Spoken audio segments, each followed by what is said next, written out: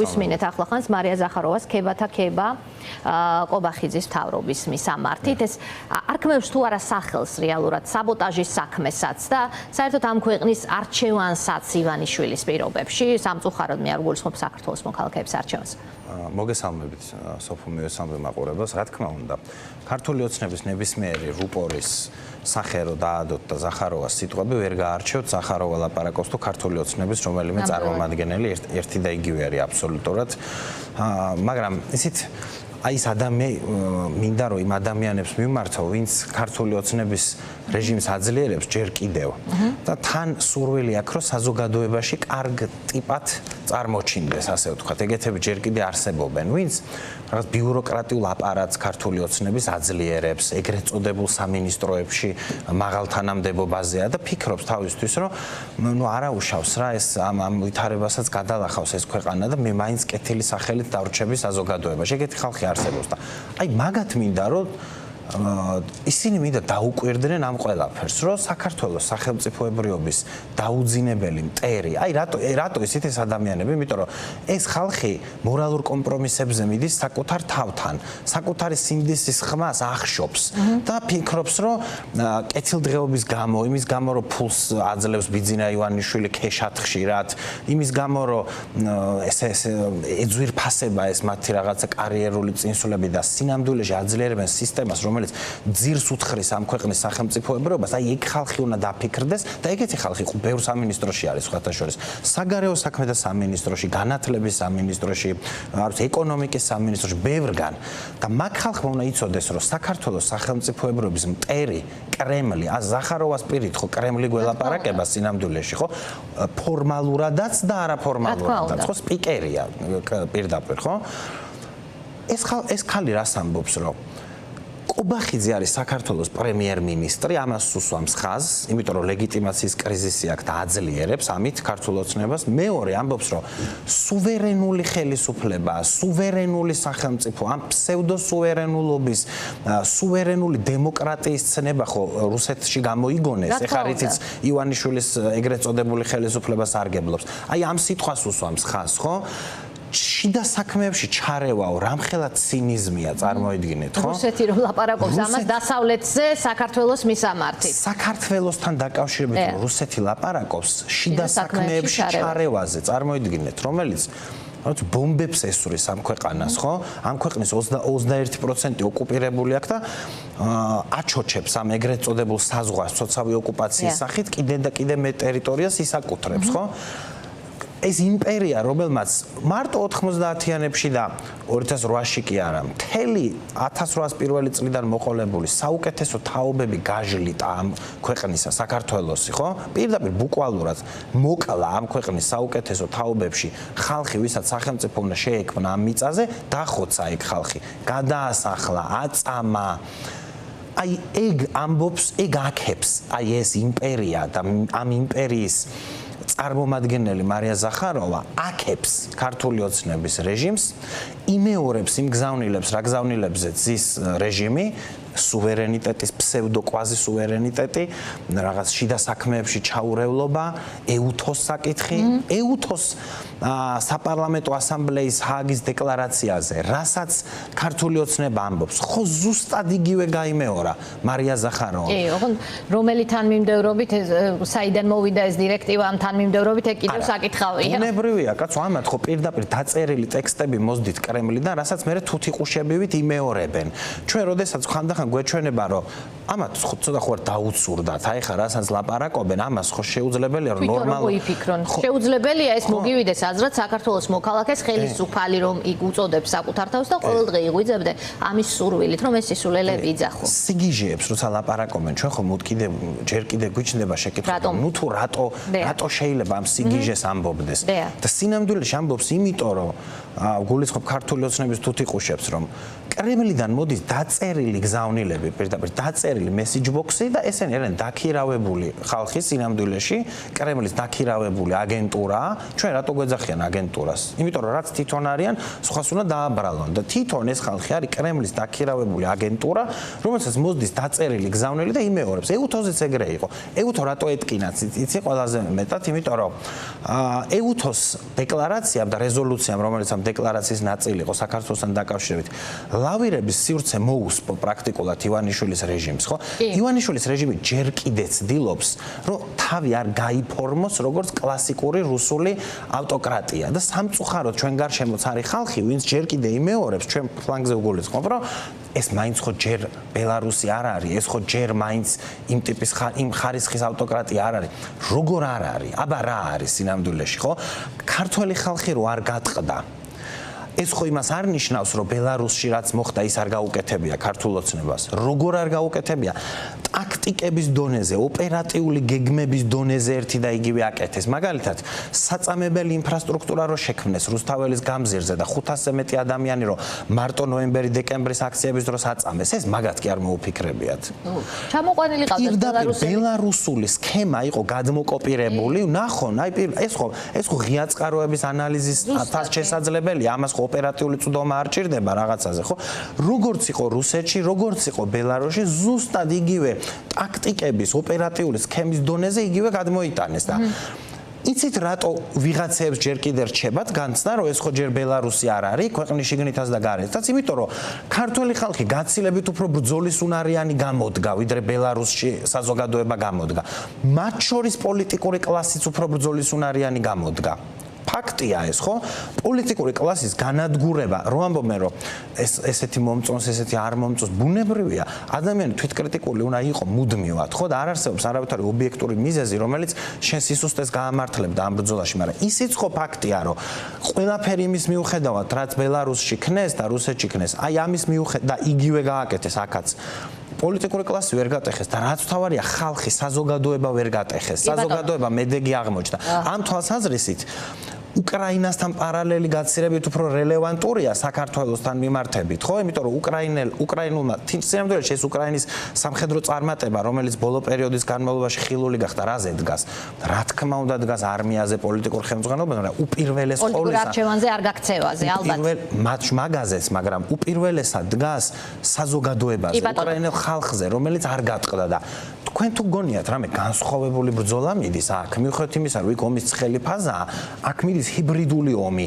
რუსეთი ეხლა ამ მომენტში და მთელი ბოლო წლების განმავლობაში აწარმოებს ჰიბრიდულ ომს საქართველოს ევროპული მომავლის წინააღმდეგ. და არაფერი დაიშურა, რაც იცოდა, ყველაფერი გაუზიარა კრემლმა მეთოდების თვალსაზრისით ივანიშვილის რეჟიმს, რომ აქ მიიღო ზუსტად იგივე ტიპის საზოგადოება, რაც არის რუსეთსა და ბელარუსში, რომელმაც დაკარგა სამწუხარო წინააღმდეგობის უნარი, სადაც მე ხშირად ვამბობ ამას, რომ ერთადერთი რასაც პოლიტიკური კლასის მიმართ ჯერჯერობით მათ არ გამოუყენებიათ, ეს არის ნემცოვის მაგალითს თუ გავიხსენებ და პოლიტიკოვსკაიას მაგალითს, პირდაპირ მკვლელობები რუსეთში, რაც არ არის აქ ჯერ. აი, მხოლოდ ეს არ არის აქ ჯერ. და მე იმედი მაქვს, რომ არც მივა მდგომარეობა აქამდე, მაგრამ მანამდე ხომ ტყვიამდე არის ციხე. ერთადერთი რითაც ადამიანი შეიძლება მაქსიმალურად დააშინო, მეტი დაშინების მექანიზმები ხომ არ არსებობს, ეს არის ან თავისუფლების აღკვეთა, ან სიცოცხლის წართმევა უკიდურეს შემთხვევაში. ეს არაფერი ახალს მე არ ვამბობ, ეს არის გამოცდილი პრაქტიკა ყველა ავტორიტარული რეჟიმისთვის, რითაც ის ცდილობს დააშანტაჟოს და გატეხოს პოლიტიკური კლასი თუ საზოგადოება, არა აქვს მნიშვნელობა, ყველა ვინც მას არ ეთანხმება და ეწინააღმდეგება. ხედავთ თუ არა თქვენ ახლა ფაზას, როცა ივანიშვილი მიდის ვაბანკზე, ამ ეგრეთ წოდებული საბოტაჟის საქმით, როცა ერთი საქმის სათაურის ქვეშ, რომელიც აბსურდულია, სასაცილო არგუმენტები არ აქვს, მაგრამ ერთი სათაური დაარქვა, გაერთიანა ოპოზიციის 8 ლიდერი და ამბობს, რომ ყველას დაგიჭერთ, ან იქნებით ქვეყნის გარეთ, ან იქნებით პატიმრობაში. აი ეს ამბავი, ეს თავი როგორ უნდა დასრულდეს, როგორ გონიათ? ყლელობებს რაც შეეხება, იმიტომ არ კლავს, რომ არ უნდა. არ კლავს იმიტომ, რომ ეს არ არის ისევ ბელარუსი და რუსეთი, ეს არის საქართველო არის პატარა ქვეყანა და ეგეთი ადვილი აქვს, ეგეთი სისაძაგლეების გაკეთება არ არის. ანუ თვითონ ეშინია და მაგიტომ არ აკეთებს. განა იმიტომ რომ წამსვლელი არ არის მაგაზე ან სასიკვდილო ცემები ვნახეთ არ გაუშვებს. მათი ხელიდან ხალხი მკვდარია სინამდვილეში. ის რომ ვიღაცები გადარჩნენ, ეს იმას არ ნიშნავს რომ ისინი მაგაზე არ წასულან. კადრებია, რა ვიცი, გადის 24 საათი, ხო? რა ვიცი, Facebook-ზე და ტელევიზიებში და ვისაც გამეტებული, კი ბატონო, ნამდვილად. მე მეორე რაც შეეხება, ხო, ყრელობის მუქარა, სიცოცხლის მოსპობის მუქარა რაც საქართველოში იყო, მაგ ეს არატომღაც ყურადღების გაიარა თითქოს ამას. გეთანხმები? 10,000-ობით ადამიანს ღამე ტელეფონზე ურეკავდნენ, მშობლებს ურეკავდნენ. კი ბატონო. მე ვიცი შემთხვევები, როდესაც მოხუცი მშობლების ჯანმრთელობა ემსხვერპლა ამგვარ მუქარებს, ვიცი ეგეთი შემთხვევები. და პირდაპირ ეუნებოდნენ, რომ შენი შვილი თუ ქვეყნიდან არ წავაო, მოუკლავთო. კი, ეს იყო ნამდვილად მშობლებთან, ასაკოვან მშობლებთან დარეკვები, ნამდვილად. შვილებთანაც სხვათა შორის. არასრულწლოვან კი არა, მცირეწლოვან შვილებთან რეკავდნენ, ხო? ანუ ეს მათი ხელიდან ეს სისაძაგლეები გაკეთებულია. მაგრამ რაც შეეხება პოლიტიკურ პატიმრობას, რაც ახლა თქვენ მკითხეთ, ხო? სინამდვილეში ეს საქმე არის ევროპის გასამართლების საქმე. საქართველოს ევროპული მომავლის გასამართლების საქმეა. გულისხმობ იმ პოლიტიკური ლიდერების წინააღმდეგ ეგრეთ წოდებულ სასამართლო პროცესებს. მთავარი გზავნილი, რასაც ივანიშვილი, აი კონტექსტი ხო უნდა გავიაზროთ დიდი სურათი, რა სურათში აკეთებს ამას, ხო? ნახეთ შეერთებული შტატების დელეგაციის ვიზიტი იყო საქართველოში, მესამე დღეს გამოვიდნენ და ჩინეთთან ყოვლისმომცველ სტრატეგიულ პარტნიორობას ვიწყებთო. იმიტომ რომ იმათ უთხრეს, რომ სტრატეგიული ინფრასტრუქტურა არ შეიძლება ჩინელებს ეკუთვნოდესო. ირანში ვიზიტები დაიწყეს, ანუ მაგალითად ყაველაშვილის ეს სამგლოვიარო ვიზიტი ირანში, მაგისი პასუხი იყო, ხო? ასევე პოლიტიკური ლიდერების საქმის ფორსირება დაიწყეს. თუ მაგალითად თვეში 1-2 პროცესი ტარდებოდა, თავიდან გადავიდნენ 3 პროცესი მიაყარეს პირდაპირ, ხო, 18, 23, 25 რიცხვებში და მერე კვირაში 2 პროცესი ჩანიშნეს დილის 11-დან საღამოს სამუშაო დღის ბოლომდე, ეხლა მესამე დღე დაამატეს კიდე. გამოყარეს ადვოკატები პროცესიდან. აი ფორმალური თვალსაზრისით რო წარმოვიდგინოთ.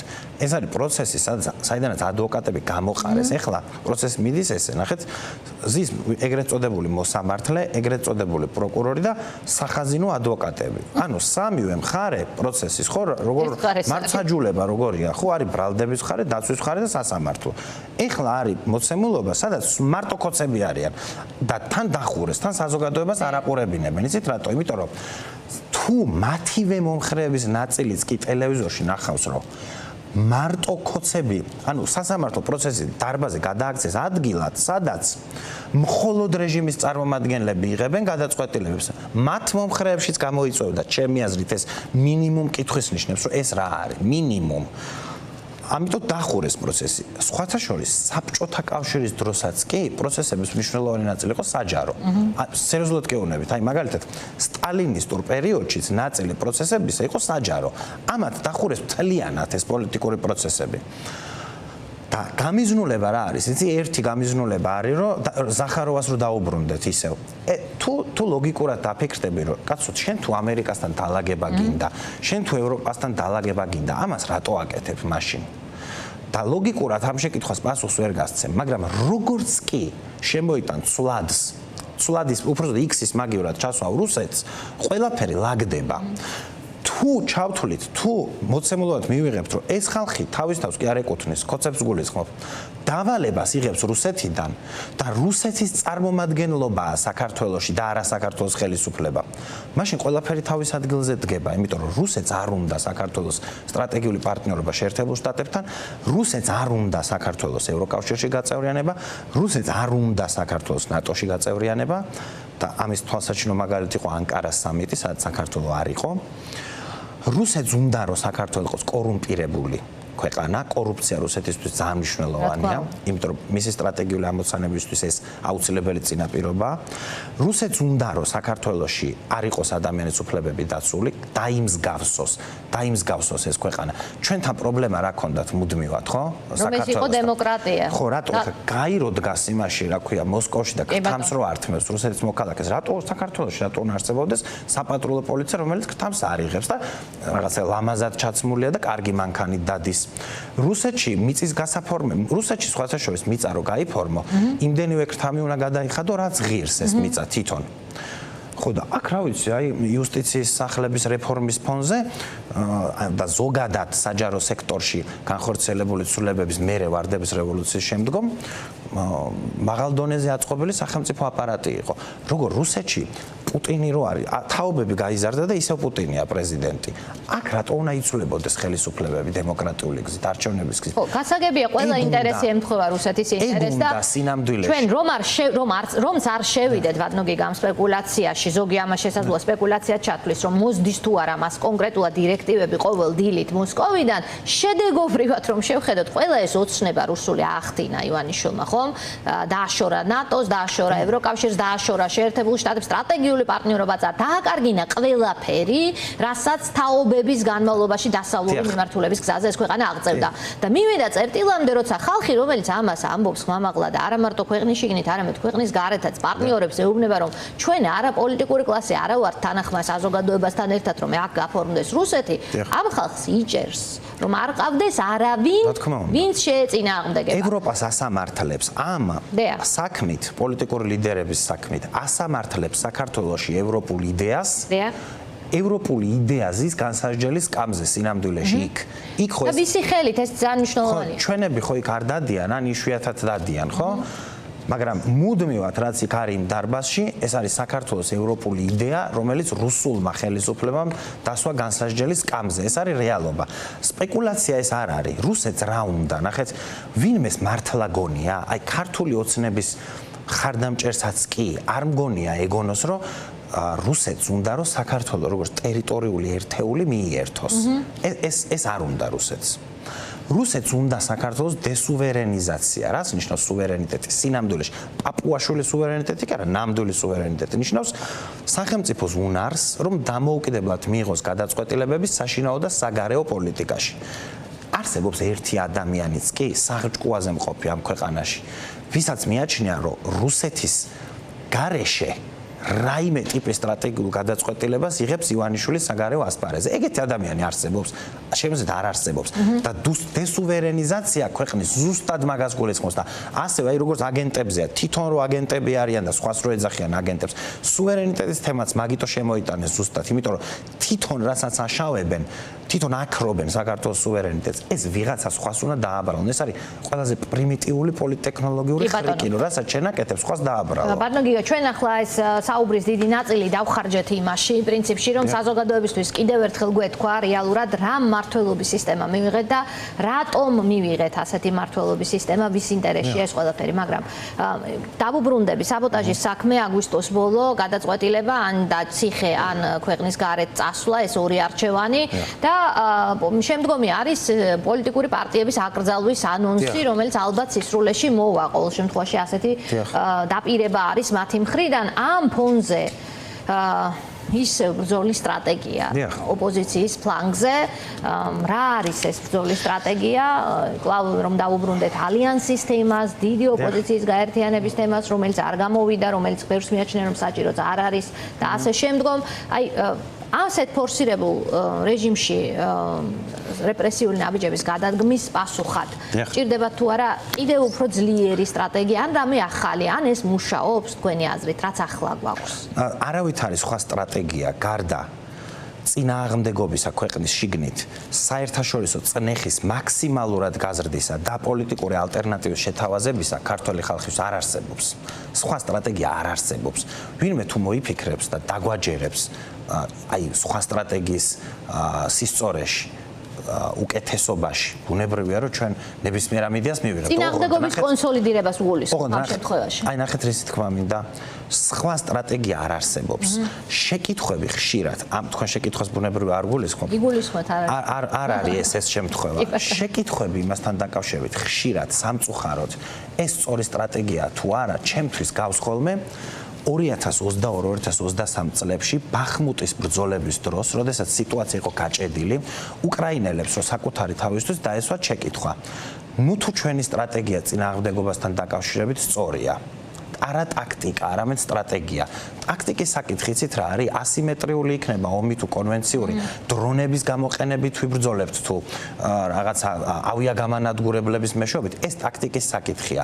მაგრამ სტრატეგია დიდ დონეზე, რომ წინააღმდეგობა არ უნდა შეჩერდეს და გაფართოვდეს, რომ საერთაშორისო წნეხი უნდა გაძლიერდეს და რომ პოლიტიკური ალტერნატივა უნდა არსებობდეს სანდო ქართველი ხალხისთვის, ამას ალტერნატივა არ აქვს.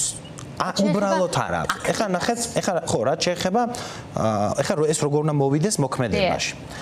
ალიანსი რაღაცა აკვიატება კი არ არის ვინმესი. აჩემება კი არ არის ალიანსი. ალიანსი არის ერთადერთი გზა, სხვა გზა არ არსებობს სინამდვილეში. არ არსებობს უბრალოდ სხვა გზა. რომ იცით რატო? იმიტომ რომ საერთაშორისო ყველა მიცის ეს სინამდვილეში ოპოზიციურ პარტიებში, არის თავს ვინც არ იკატუნებს, ყველა მიცის, რომ საერთაშორისო საზოგადოებაში არის შემდეგი პოზიცია, რომ ივანიშვილის რეჟიმი არ გვინდა, ცუდია ივანიშვილის რეჟიმი, საქართველოსთვისაც ცუდია და საერთო ევროპული უსაფრთხოებისთვისაც ცუდია. ოღონდ იმისთვის, რომ ივანიშვილის რეჟიმზე განხორციელდეს თვისობრივად მაღალი დონის წნეხი, მეტი სანქცია, მეტი სტრატეგიული სიცხადე, ამისთვის უნდა არსებობდეს სანდო პოლიტიკური ალტერნატივა, რომელსაც აქვს მართვის უნარი, რომელსაც ერთი მხრივ დაეჯერება რომ მომგებია, საზოგადოების ნდობა აქვს და მეორე, რომ გამარჯვების მერე მართვის უნარი აქვს. თქვენ თუ დამისახელებთ რომელიმე ცალკე აღებულ პოლიტიკურ პარტიას, რომელსაც შეუძლია დაარწმუნოს ქართველი ხალხიც და საერთაშორისო პარტნიორებს, რომ მე ცალკე შემიძლია ერთი დავამარცხო ივანიშვილი და მეორე ვმართო ქვეყანა არაკოალიციურად. არ ვიცი, მე ვინც მოუგებს ცალკე ივანიშვილს, ტარს დაუკრავ. ოღონდ ეგეთი არ არსებობს სინამდვილეში. არ არსებობს და ნებისმიერი მცდელობა იმისა, რომ საბანი გადაკაჩონ საკუთარ მხარეს ეგოისტურად, პოლიტიკური სიხარბის გამო, არის ღალატი ამ ბრძოლის სინამდვილეში. აი ეს არის რეალობა. ნახეთ, ალიანსი იქნება თუ რამეს სხვა ტიპის გაერთიანება იქნება, სახელებს და გვარებს კი არ აქვს მანდ მნიშვნელობა. მანდ მნიშვნელობა კონცეფციას, რომ თუ შენ გინდა რომ მოიგოთ იცურაჩი, მერე მოვა სამართლიანი არჩევნები, ხო? როდესაც ივანიშვილს გაუშვებთ, აუცილებლად იქნება სამართლიანი არჩევნები კიდევ და მერე დაამტკიცოს ყველამ საკუთარი უპირატესობა. ოღონდ ეხლა როდესაც ჩვენ წინააღმდეგობა გვაქვს მოსაქოქი საქართველოში და მინიმუმ პატივს უნდა სცემდე ამ ხალხს, რომელიც აწამეს, მოწამლეს, რავი, დააჯარიმეს, დააყადაღეს, სახში დაურეკეს და მოკლით ემუქრებოდნენ და არ გატყდა ეს ხალხი. მინიმუმ ამ ხალხს უნდა სცემდე პატივს, პასუხისგებლობა იგრძნო ემიგრანტების წინაშე, არ უნდა იგრძნო პასუხისგებლობა, რომლებიც ამ ქვეყანას ასაზრდოვებენ და არჩევანის უფლების გარეშე დატოვა ივანიშვილმა, ხო? და პოლიტიკური კლასი უნდა გრძნობდეს პასუხისგებლობას, რომ წინააღმდეგობა არის ჩვენი დასაორგანიზებელი, ჩვენი გასაფართოვებელი. საერთაშორისო საზოგადოებას ეს ხალხი ხო ვერ დაელაპარაკება. ვინც იბრძვის, აი 24 საათიან რეჟიმში 600 იდღეა თითქმის. შენ ხო მათი პირით უნდა ელაპარაკო, მათი პოზიციით უნდა ელაპარაკო საერთაშორისო საზოგადოებას, რომ მეტი წნეხი იყოს და ბოდიშ და ბოლო ალტერნატივა, ნახეთ, ალტერნატივა. კიდევ ერთხელ დაუბრუნდები. არსებობს ერთი ცალკე აღებული პოლიტიკოსი ან პოლიტიკური პარტია, რომელიც ამ ალტერნატივას შექმნის, თუ თავს არ მოვიტყუებთ, არ არსებობს. მე ძალიან გამიხარდებოდა სიმართლე რო გითხრათ, რომ მარტო ჩემი პარტია იყოს ესეთი, ან მარტო ჩემი კოალიცია. ჩვენ შეგვეძლოს რომ დამოუკიდებლად ეს გავაკეთოთ, ოღონდ ეგოიზმმა ხო სისულელეში არ უნდა წაგიღოს. შენ ხო კარგად უნდა ხვდებოდე, რომ აი ამ რაღაცა კოორდინაციის გარეშე, გამარჯვების სტრატეგიის გარშემო ერთიანობის გარეშე, ამათი დამარცხება, რომ ან ძალიან რთული, ან შეუძლებელი, ეს ხო უნდა გვესმოდეს, ხო? ბატონო გიგა, სტრატეგიას რომ ტაქტიკაც დავამატოთ. თქვენ ახსენეთ წინააღმდეგობის მოქოქვა. ეს ხომ არ დააგვიანდა ალიანსს? არა, იცით, ხო, კი, დააგვიანდა, კი, დიახ. დაგავაკეთოთ, რომ 26 მაისის აქცია, ხო, ძალიან კაი იყო, ხო? 26 მაისის აქცია, იცით, რისი შედეგი იყო? მინიმუმ სამკვირიანი ინტენსიური კამპანიისა, რომელიც შეთანხმებულად ჩაატარეს ალიანსში მონაწილე პოლიტიკურმა პარტიებმა. აი, მაგის შედეგი იყო სინამდვილეში. ხალხი ხო გამოვიდა ქუჩაში. ეს რას ნიშნავს? რომ სწორ პოლიტიკურ ნაბიჯებზე ხალხი სწორად რეაგირებს. ეგ არის სინამდვილე. შენ თუ სწორ სათქმელი გააქვს ადამიანებისთვის, ეუბნები, რომ აი ეხლა ეს უნდა გავაკეთოთ, შემდეგ ეს უნდა უბრალოდ გავაკეთოთ. 26 მაისს მერე იყო ბევრი თარიღი, მათ შორის 20 ივნისი იყო სხვა თარიღები, ხომ? იყო დიდი აქტივობა და მე გაჩერდა.